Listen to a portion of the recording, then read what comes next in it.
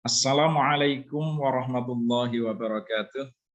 Ketemu lagi di channel saya, Muhammad Hafid dari Universitas Negeri Semarang, untuk pembahasan mata kuliah akuntansi keuangan lanjutan yang pada video kali ini akan saya jelaskan tentang akuntansi kantor pusat dan cabang. Nah, semoga materi ini bermanfaat dan semoga Allah memberikan kemudahan, kefahaman di dalam mempelajari materi ini, dan saudara pemirsa semua diberikan kesuksesan dan keberkahan. Amin Allahumma amin. Outline dari materi keseluruhan, secara keseluruhan ini ada relatif banyak, ini ada 6 materi, dan yang akan kita tuntaskan pada video ini adalah konsep agen dan cabang serta akuntansi untuk cabang. Sedangkan materi lainnya bisa disimak di video saya yang lain. Saudara, ada beberapa cara perusahaan untuk mendekatkan produk dengan pelanggan. Jadi agar produk perusahaan itu semakin dekat dengan pelanggan, ini perusahaan bisa menempuh beberapa cara. Di antaranya, 1, mendirikan stand pameran. Di mal-mal kita jumpai ada stand pameran di situ, itu tujuannya adalah untuk mendekatkan produk dengan para pelanggan yang sedang jalan-jalan di mal. Yang kedua, membentuk agen penjualan. Lalu yang ketiga, ini yang relatif besar ini, yang ketiga ini adalah mendirikan cabang perusahaan. Nah, ini ilustrasi contohnya, yang stand pameran ya. Perusahaan furniture di Jepara mendirikan stand atau mengikuti pameran di beberapa mal dan pusat perbelanjaan di Semarang, Surabaya, dan Jakarta sebagai upaya untuk mengenalkan produk mebel dan memberikan kesempatan kepada masyarakat untuk melihat produknya tanpa harus mengunjungi perusahaan di Jepara. Perusahaannya ada di mana? Di Jepara. Tetapi pamerannya ada di Jakarta, Semarang, Surabaya, agar para calon konsumen yang ada di Jakarta, Surabaya, Semarang bisa melihat produknya tanpa harus ke Jepara. Contoh yang kedua, perusahaan jasa angkutan bus malam PO Haryanto, ini perusahaan bis yang viral, banyak penggemarnya di YouTube, yang berkantor pusat di Kudus, membuka agen-agen penjualan tiket di berbagai kota untuk menjaring pelanggan. Ini. Lalu yang ketiga, contoh lagi, Matahari Department Store, PT Suzuki Indomobil, PT Toyota Astra Motor, PT Daihatsu Astra Motor, Bank Mandiri, Bank Rakyat Indonesia, dan lainnya, yang membuka cabang di beberapa kota, itu semata-mata untuk meningkatkan omset penjualan barang atau jasa, menjaring konsumen, dan mengenalkan produknya kepada masyarakat. Nah, ini 3 ini contoh tentang cara-cara yang bisa dilakukan oleh perusahaan untuk mendekatkan produknya kepada konsumen. Nah, yang dipelajari di mata kuliah ini secara teoretik memang 2, agen dan cabang. Apa perbedaannya agen dan cabang? Nah, perbedaan secara teoretik, kenapa saya katakan secara teoretik? Karena di tataran praktis bisa saja berbeda perbedaan itu. Nah, yang kita bahas ini adalah perbedaan secara teoretik. Kalau agen, dia dibentuk sebagai perwakilan kantor pusat yang diberi wewenang menjalankan fungsi menerima order saja, pesanan barang. Sedangkan transaksi dilakukan langsung oleh kantor pusat. Itu kalau agen. Kalau cabang, dibentuk oleh kantor pusat untuk menjual barang atau jasa kepada masyarakat sehingga berfungsi sebagai unit yang berdiri sendiri walaupun masih tetap di bawah pengawasan kantor pusat. Jadi boleh bertransaksi melakukan penjualan barang atau jasa. Yang ketiga, yang kedua, untuk agen tidak memiliki persediaan barang dagangan. Jadi kalau di situ ada barang, itu sekedar berfungsi sebagai contoh produk. Ya. Sedangkan pada cabang, dia memiliki dan mengelola persediaan barang dagangan untuk melayani transaksi penjualan dengan masyarakat. Yang ketiga, persetujuan terhadap syarat-syarat penjualan sepenuhnya terletak di kantor pusat. Administrasi penjualan, pengumpulan piutang, dan administrasi lainnya diselenggarakan oleh kantor pusat. Tapi kalau cabang, ini berhak memberikan persetujuan tentang syarat-syarat penjualan, administrasi penjualan, pengumpulan piutang, dan administrasi lainnya sehubungan dengan operasi cabang. Yang keempat, biaya untuk operasi agen diberikan oleh kantor pusat. uang tunai yang ada di agen dibentuk kas kecil yang dibentuk oleh kantor pusat untuk membiayai operasi agen yang sudah ditentukan oleh kantor pusat. Sedangkan pada cabang, dia mengelola kas, mengelola uang tunai dari hasil penjualan produk, pengumpulan piutang, dan membelanjakan uang tunai tersebut untuk transaksi pembelian barang dagangan. Dari tabel ini akan kelihatan bagaimana perbedaan kewenangan yang dimiliki oleh cabang dibandingkan dengan agen. Nah, ini perlu kita catat bahwa secara empiris perbedaan agen dan cabang di masyarakat tidak dapat sama persis seperti yang saya uraikan tadi. Ya, nah, masing-masing kantor pusat memiliki kebijakan manajemen yang berbeda-beda untuk mengatur seberapa tingkat otonomi yang diberikan kepada agen maupun cabang. Contohnya begini, walaupun sama-sama bernama cabang, papan namanya berbunyi cabang, tetapi kewenangan masing-masing juga bisa berbeda.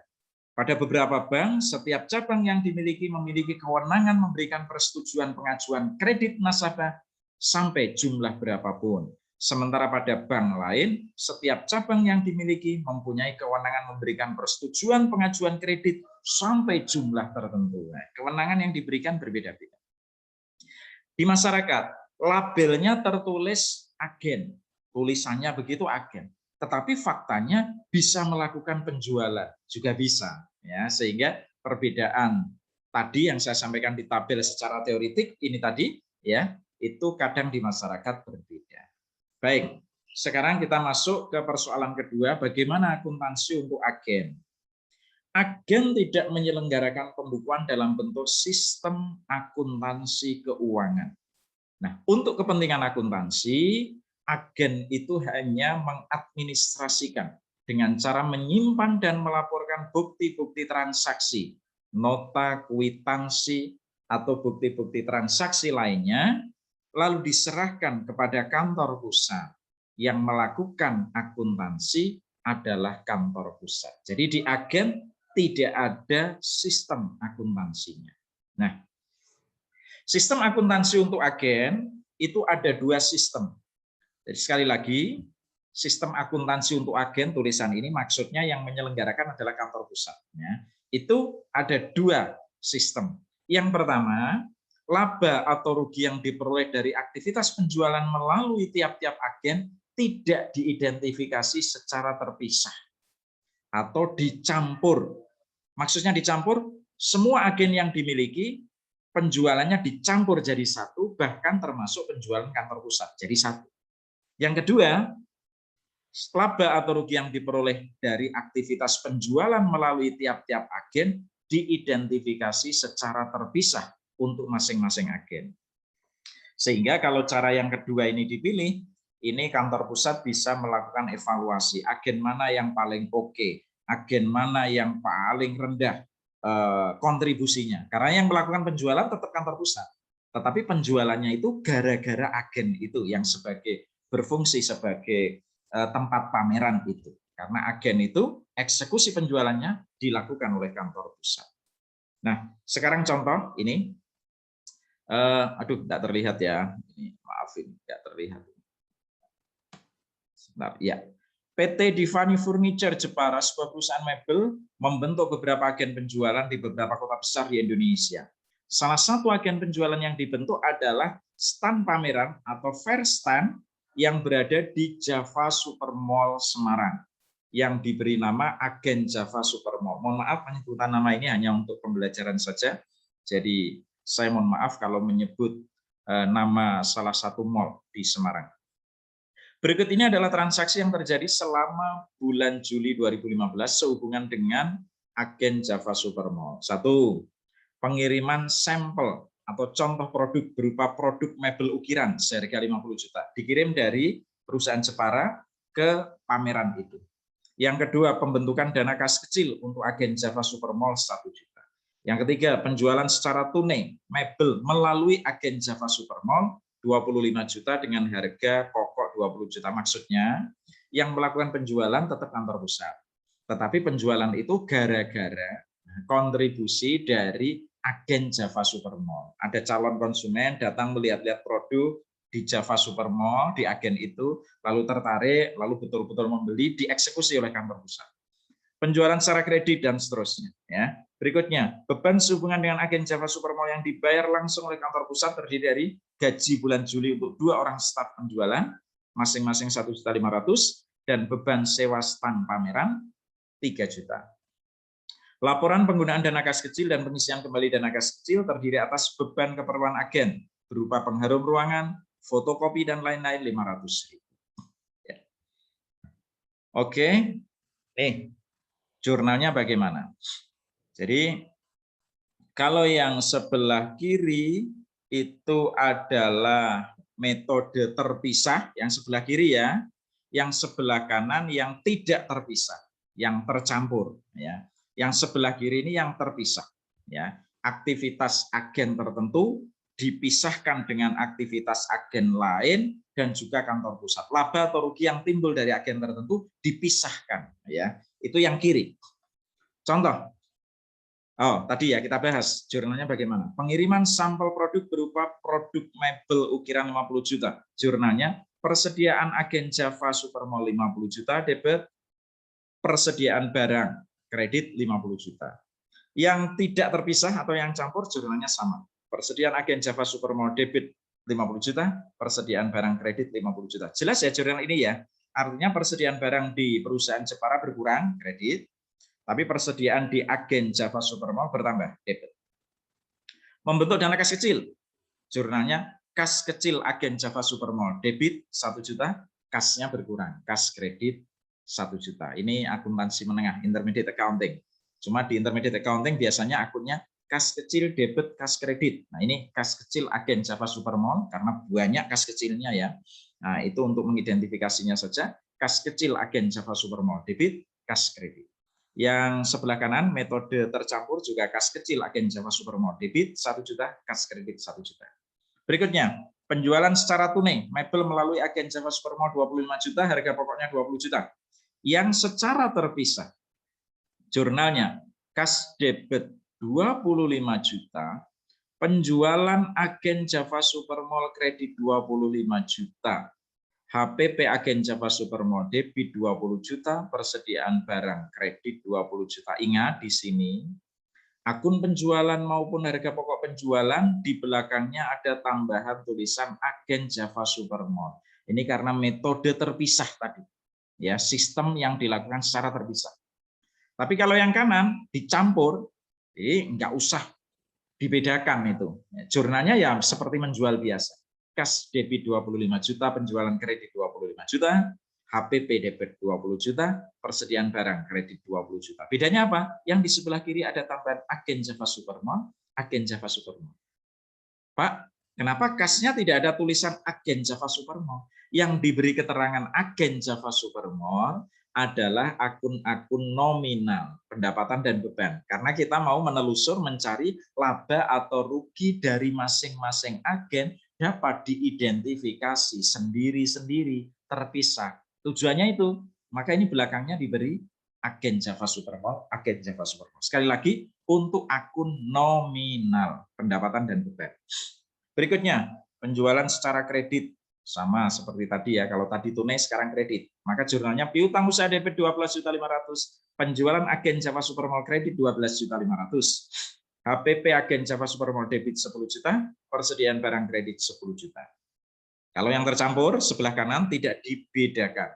Jurnalnya cukup piutang usaha debit penjualan kredit. Angkanya masing-masing 12.500.000. HPP debit persediaan barang kredit. Angkanya masing-masing 10 juta.